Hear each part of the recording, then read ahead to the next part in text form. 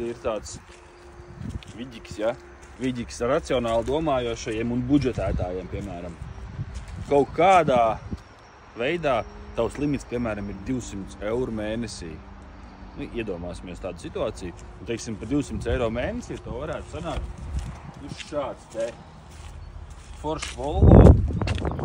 14. gada, skaistā krāsā, labā komplektācijā parāda, kas istabā ir. Elektriski beņķi ar atmiņām, automāts. Nerādi, aplēsts beņķis šeit. Jā, nerādīsim to, kas aplēsts jau. Viņam ir lietošanas pazīmes. Nobraucis viņš 288 000. Visi īsti no Nīderlandes, var sakot, par 200 eiro mēnesi sanāk šāds, piemēram.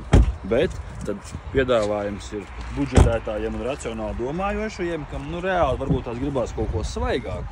Tad var griezties pie mums, un tad mēs varam piedāvāt patiem pašiem 200 eiro mēnesī, jo šādu. 2017. gada, ja? Jā, 2017. gada Bembītis G sērijā. Pats traknākais nav, bet Tādas beņķi, taburetes. Tādas beņķi, jā, apsildītas un iečakarējies tikko spogulī. Jā. Kaut kāds 200 nobraukums, jā, var sakot, par 200 eiro mēnesī. Jo, ja ir noteikts limits, piemēram, ir 200 eiro mēnesī, jo to skatās, teiksim, iebudžetē savā budžetā 200. Tad vai nu sanāk tāds, un tad var uzzvanīt un pieteikties, un tad varbūt arī sanāks šitāds.